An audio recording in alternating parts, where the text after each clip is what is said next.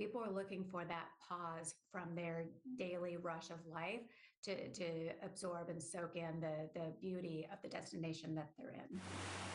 Rides on a pontoon boat, listening to live music around the fire pit, roasting marshmallows, hikes in the forest, and relaxing at the pool are some of the slow travel offerings from the lodge at Scroon Lake, where comfort food and drinks and two-floor cabins with views calm the pace. People are by the fire reading a book, their kids are running around and playing, and there's so much laughter and happiness. On the West Coast, travelers can get very up close with nature at Carmel Valley Ranch's Bee Class in Monterey County, California. There's probably about 500, 700 bees in this train. The resort, one of those we stayed at for a special rate, offers scenic views, farm animals to observe, and a spa where products are made with lavender grown on site. We give guests a number of options to really unwind, slow down their pace. But nothing spells slow travel quite like the ocean. The Sanctuary Beach Resort here in nearby Marina has rooms overlooking the dunes and Pacific. Their steps from cauldrons lit up every night at sunset. Relaxed activities include beach walks and oyster shell decorating. Nearby, gourmet restaurants like Chez Noir and Carmel utilize local ingredients for leisurely meals. They call it the salad bowl of America. So, most of the artichokes that are grown in America and the garlic are from right, 15 minutes up the road. You can browse all that bounty at local farm markets or drop into some wineries for more contemplative time spent only as you wish. Wendy Gillette, CBS News.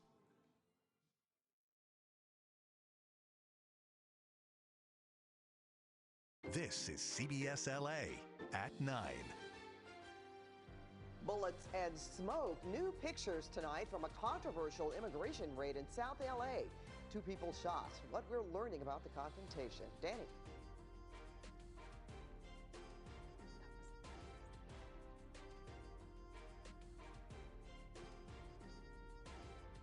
And look what we spotted at Dodger Stadium tonight. World Series logos on the field. Dodger fans are ready. The question tonight, will Canadians come to LA for the games we host, or will their anger over President Trump and his tariffs keep them away? Good evening. I'm Pat Harvey. I'm Rudy Bay Shabazi. Well, 2 people were shot, and 2 very different versions of how it all went down. There are still plenty of questions tonight about an ICE operation in South LA that left 2 men wounded, one of them a deputy U.S. Marshal. And CBS LA's Lori Perez joins us live from downtown LA with the very latest. Lori? It's our understanding the citizen journalist known as Richard L.A. remains in the hospital tonight with non-life-threatening injuries, and that he is under guard because he is set to appear in court tomorrow to face a charge of assault on a federal officer. But throughout today and into tonight, those who know him and his work are pushing back on what immigration officials say happened. Tonight, as 44-year-old Carlitos Ricardo Parias, better known as Richard L.A., recovers in a hospital after being shot by immigration officers, there are opposing versions of what happened this morning. This is a picture the U.S. Attorney's Office gave us. It shows ICE agents, guns drawn, pointed at a car driven by Richard L.A., who they say was trying to flee from a traffic stop near his home in South L.A. The smoke, immigration officials claim, is from his spinning tires, as they say he used his car as a weapon against them, leading an agent to open fire, hitting Richard L.A. in the arm, a bullet ricocheting and striking a U.S. Marshal, too.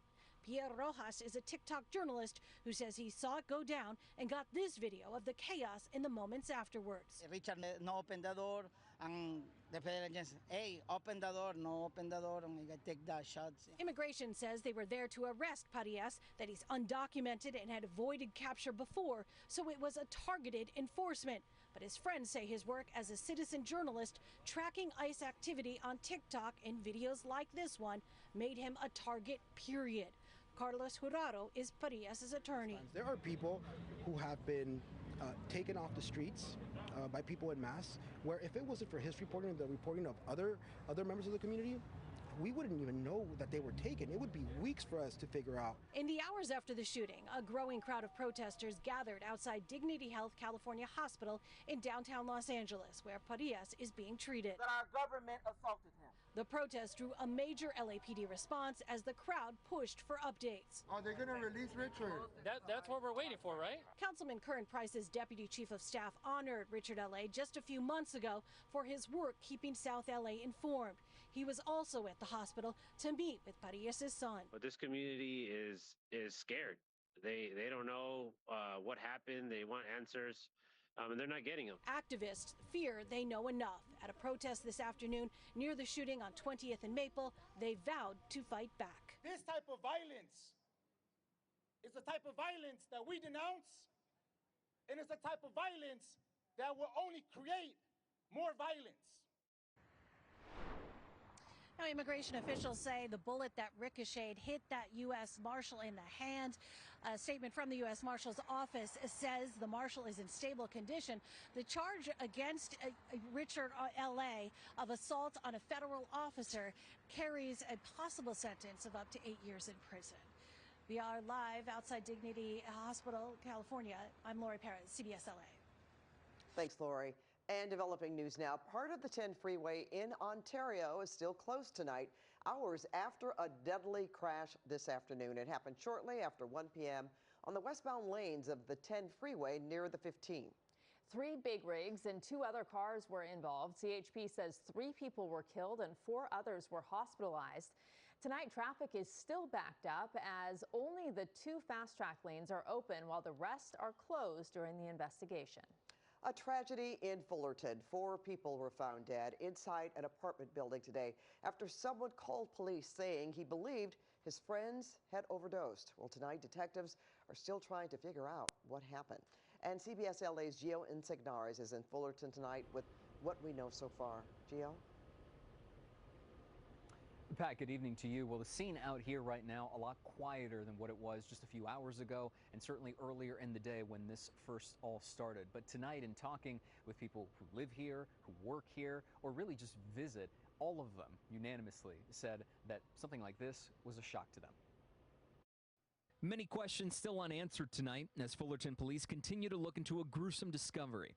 Investigators say they found 4 people dead inside this apartment building along West Wilshire Avenue late Tuesday morning. My phone was just going off all morning, and then I woke up, I looked at my phone, and the front of the building is on the, on the screen. I'm like, what? According to police, a 911 call came in just after 11 a.m. from a man who told dispatchers 4 of his friends had overdosed and were not breathing. Tonight, neighbors like Ryan Correa, who says he's lived in the building for 3 years, watched as the street filled with patrol cars and detectives continued their investigation. I see the police directly under my apartment and they black tarp and everything, and I asked them what happened. They told me 4 people. I'm like, whoa, you know what I mean? It's unexpected. A sentiment echoed by folks like Daniel Kim, who works in the area. He says today was a shock to a neighborhood he describes as vibrant and welcoming. We do have some, homeless people walking around and some little incident here and there, but nothing like this. Police so far haven't said what substance, if any, may have been involved or how long the victims had been inside before the call came in. None of the victims have yet been identified, but the impact to some in this community will linger. This is a situation where it's kind of like, it just makes you think about, your own choices in life. You know what I mean? Just be careful. Don't just take anything from anybody. Police reiterated that there is no current threat to the public, and of course the investigation is ongoing. In Fullerton, I'm Gio Insignares, CBS LA. Gio, thank you. Multiple scares in the air today. 3 emergency landings spanning from Nevada and San Diego to here in Long Beach. During our coverage at 6 p.m., Mike Rogers at the desk got a call from Long Beach Fire with an update on a plane crash landing in a soccer field. And he was told the pilot and a person at the field were both taken to a local hospital and they're in stable condition. And Mike is back with us at the desk. Mike, tonight we're hearing from someone who knows the pilot. Yeah, Pat Rudabay, this is an experimental aircraft. We told you about that in our earlier shows. Well, tonight the person who this pilot belongs to, a group that this pilot belongs to, came out to check things out. We'll hear from him in a second, but first I want you to hear the moments that pilot realized he had to make a landing in that field. I don't think I'm gonna make it. I'm gonna pick a field here. That was after the pilot reported to Long Beach Tower they had an engine failure. He was trying to figure out where to go. Tonight, we have learned that experimental aircraft took off out of French Valley Airport. That's in the Inland Empire near the Hemet area. For whatever reason, it lost that engine power, according to the pilot's radio transmission, and tried to land in that field. We now know tonight that when he made that landing, he actually struck a woman who was walking on the ground there in the field. Certainly scary moments for her. Luckily, her and the pilot will both be okay. Tonight, a man who is in a group that this pilot belongs to came out and spoke about the pilot. He's been flying it for years, been a member of ours for years. He was the past chairman for our what is called our VMC club, which is a safety-oriented club to address situations like this. So he was teaching as well as learning himself. Tonight, Dennis says he has not been able to get a hold of the pilot directly, but he has heard that the pilot was up and walking around after the crash, which is certainly good news. And again, Long Beach Fire Department telling us tonight that both the people, the pilot as well as the woman hit on the ground, were taken to the hospital with non-life-threatening injuries. The NTSB, the FAA, now investigating this crash, guys. Thank you, Mike. And new video of a small plane making an emergency landing along Mission Beach in San Diego today. No word what led up to this, but no one was hurt. And another small plane forced to make an emergency landing today on the 15 freeway just north of Las Vegas. Video shows police blocking the lanes for the plane to land. The pilot is okay. It's already starting to sprinkle outside. Oh, yes, I caught a few of those drops. Meteorologist Danny Roberti, you've got the changes. They're already here, really.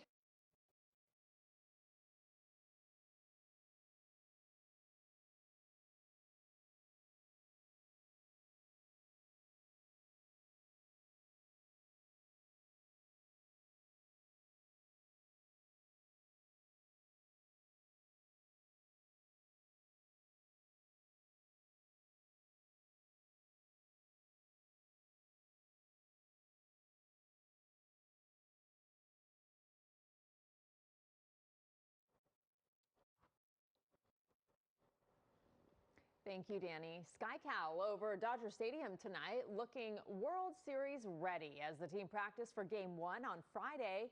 The Dodgers will play Games 3, 4, and 5 here in LA and hopefully get the win here at home. Well, with the Dodgers set to play the Toronto Blue Jays, there is hope tonight the World Series could bring Canadian tourists back to California. Well, many of our neighbors to the north stopped visiting the Golden State in droves after President Trump launched his tariff war and mused about making Canada America's 51st state. CBS LA political reporter Tom Wade is live on Hollywood Boulevard, where he spoke with Canadians and LA's tourism officials. Tom? Well, let's just say, Pat and Ruta Bay, that a lot of people are hoping that the World Series brings a big surge in tourism here to Southern California. And the Canadians we spoke with tonight, they're pretty excited about being here, and they're excited for the series. Whether this makes a huge impact, though, we'll have to wait and see. The Toronto Blue Jays are headed to Southern California, but the question is, will their fans follow them? Canadian tourism has plummeted since President Trump took office. Many of our northern neighbors are angry over Trump's tariffs and comments he made like this last spring. Canada should honestly become our 51st state. According to the latest numbers from Visit California, Canadian tourism in August statewide was down almost 38% versus the same time the year before. Campaigns have been launched in California and even by the Canadians themselves to reverse the trend. Nothing beats a Jet2 holiday. The Canadian consulate posting this video over the summer spotlighting some of Hollywood's biggest stars who came to the U.S. from Canada. Visit California created this ad. Without you, we wouldn't be as beautiful. Will baseball's biggest event be enough to lure Canadians back? We found a couple of Canadian tourists on Hollywood Boulevard and asked them. I personally love Trump, personally. Yeah. Okay. I think he's great. Yeah. A lot of people in Canada are having a hard time with Donald Trump. And yeah, there is some tension still about that. Right. I think that Canadians are very loyal to their country. I'm a very loyal person. Do you think there's going to be a fun camaraderie here for the game? What are we going to do, throw rocks at each other? The LA Tourism and Convention Board says they look forward to hosting Blue Jays fans. LA's hotel and restaurant owners are too. We have an exceptional relationship with all of our clients and teams in the Canadian market. And so we're, looking forward to showing the support that we have in LA for our friends to the north. And sports just reminds us that even in challenging times, the things that connect us are stronger than what divide us. So we're really, really looking forward to this series. as a way of kind of showcasing what Los Angeles means on the global level. Canada's Prime Minister visited the White House earlier this month. President Trump was asked about how his rhetoric and trade war has impacted